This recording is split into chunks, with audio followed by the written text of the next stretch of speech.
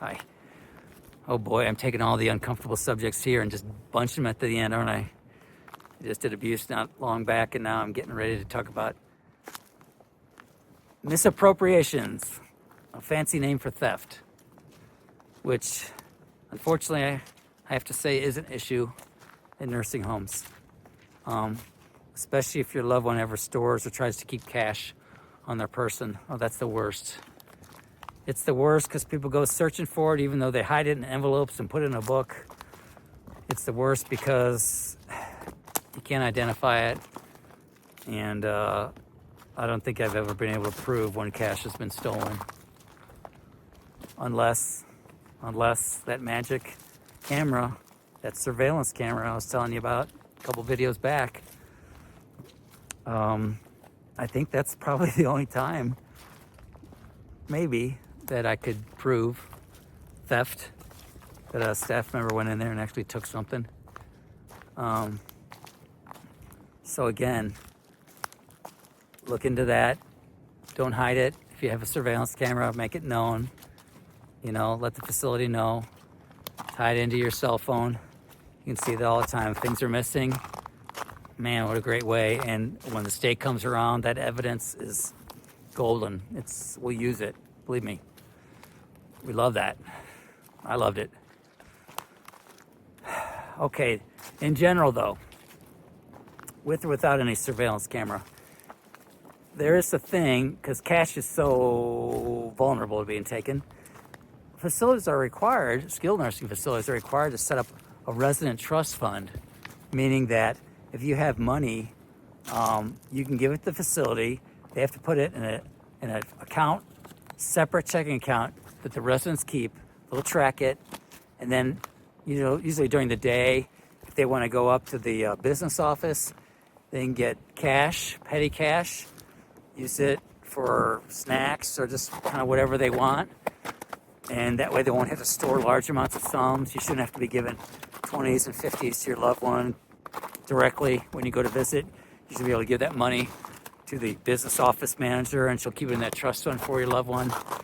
That's the best place I'd recommend. I've never known, there's only one time in my 23 years that I ever remember a business office manager trying to abscond or do something sneaky or dirty. And that was when, I think there was one or two where they give her a check or they give her cash, and she did not give them the receipt. So every time you give any money to a business office manager that's going to go in their trust fund, make sure you get a receipt for those cash, okay, or that check or whatever it is. That's what I advise. But generally, it's safe, and it's so much better than just having them hold cash. You know what I mean? But the other things that are vulnerable to being stolen or taken are small. What items are small and cost a lot? Well, jewelry, of course. Or if you have sentimental jewelry, you know, it doesn't have to cost a lot, but it might be something of value. Unfortunately, all those things, including wedding bands and all, they probably need to be kept at home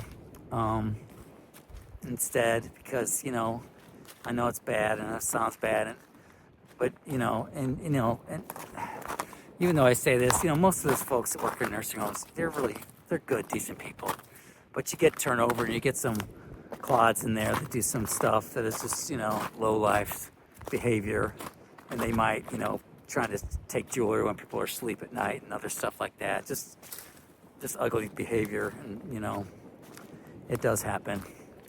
But I don't want to broad brush and think that everybody's kind of some bum that works at nursing homes like that. That's not the case at all. Most are just really dedicated, loving, hardworking folks, and that's been my experience. But you do have those. So other things to kind of be aware of too is just, you know, laundry and clothes are often an issue too, you know. I hate to say it, you don't want anything that younger people are going to find really valuable and stylish and something so cute that they're going to take. And, you know, there's different opinions on that, you know, like you're not supposed to just write somebody's name in big black ink with a laundry safe marker on their back of their blouse or their pants or something. Staff can't do that because that's sort of a dignity issue. But, you know, I mean, you as a family member, it's not like somebody's going to steal cute blouse or cute pants that have the back of someone else's name. And you may be okay with that, you know, especially if they're in a wheelchair and you can't really see it. I mean, that might be one possibility. And in all their clothes, you're supposed to put an identify label of some sort, just because a lot of times clothes aren't taken, they're lost and misplaced in laundry because they just get that way. So make sure to identify all the clothes that you provide. And other things like, you know, just like glasses or dentures or things like that. Sometimes you have to just, you know, if you could get them engraved or something like that, because they get misplaced, unfortunately. So you want to make sure those don't get lost either. Hope you found that helpful about misappropriations or theft. If you did so, please give me a thumbs up so other people can see this. I'm hoping you can hear me well because it's starting to get a little windy where I'm at here.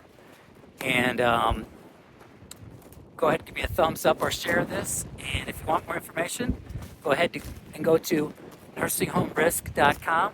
That's nursinghomerisk.com. See you on the next one.